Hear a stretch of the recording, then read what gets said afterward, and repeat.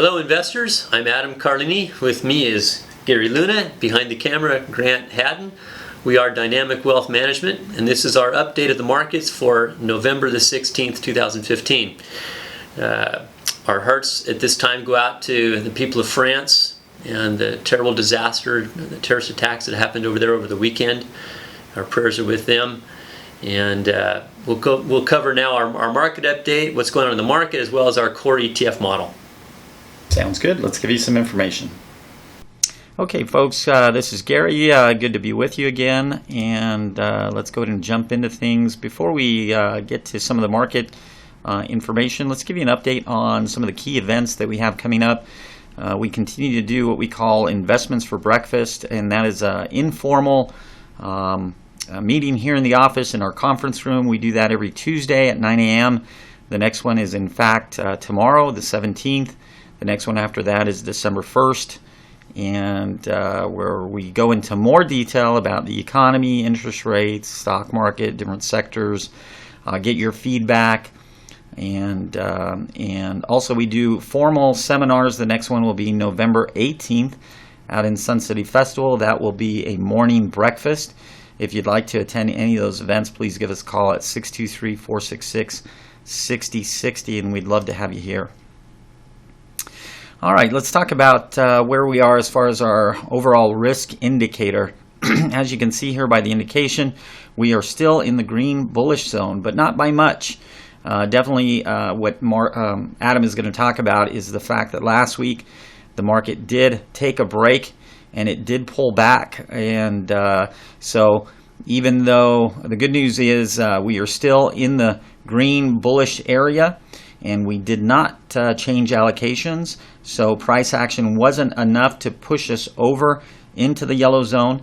But obviously we're watching the market, and depending on where we go from here, we could be pushed back into the neutral zone, in which case we would get more defensive in our allocations. But for now, we're bullish. We'll see if this market holds this area and see what this week pans out and does for us. Let's talk about what the key events are as far as the economy are concerned. Probably the biggest thing continues to be the Fed and what it's doing. As you can see here, the Fed, actually there is not a meeting for the Fed in November. The next time they meet is December 16th. And the market is basically pricing in at this point that there is a 64% chance that rates could be pushed up at that December 16th meeting. That has increased over the last couple weeks, probably due in large part to some of the commentary coming out from the Fed. Janet Yellen has made several comments in the media to the effect that sounds like she's trying to prepare the markets for that eventual rate increase, and so we'll see if that happens. But that's what the market is eyeing now, and I'm sure that's one of the major things that have pressured the markets over the last week and a half or so. On a positive note, this came out on Friday, November 13th. This was consumer sentiment, and actually that was on the positive side. So the hope is that consumer sentiment might give us some indication as to the upcoming holiday buying season, and we'll see if that will hold true or not. At this point, let's go ahead and turn things over to Adam and talk about the stock market. He'll give you more details as to sectors and what's going on there with price action. Thank you, Gary. So, looking at the different market segments, we noticed that last week all of the segments that have to do with stock investing, from the S&P 500 to the Dow to international and emerging markets, all negative, which is to be expected after a pretty substantial run-up the last couple of weeks. It's not unusual to have a pullback like this. You'll notice that money did, when it pulled back, move into the more defensive area, which is the 10-year U.S. Treasury, which is one of the defensive areas where we're holding funds at this point. So, to be expected. Looking at the last 6 months, you can see the S&P 500 had this big downdraft that looked like it might be the beginning of the end. Bounced off of it, couldn't make a new high, hit another bottom, but then managed to move beyond, surprisingly. And we've had this big surge and the substantial move up in the month of October. And as I said, it's natural to see that pull back a bit. Our concern at this point, though, is that we now see that the S&P 500 is beneath this 200-day moving average. So that's cause for concern. As we step back and took a look from a little wider perspective and look over the last couple of years on a weekly basis, you can see how this move is now started to slow down, to kind of flatten out. And we had this big letting off of steam, and then this strong up move, and here's this big down move. We'll see now if the market can't get back into bullish mode and move forward.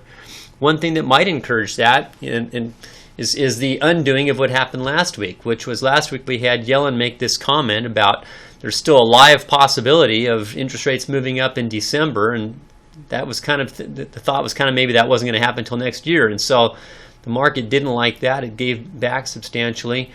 Now, with the terrorist attacks that occurred over the weekend in France, that could be a catalyst to slow down the economy in Europe. It certainly is having an effect on travel stocks and entertainment stocks today, or recreational stocks. People like the cruise lines and the airlines.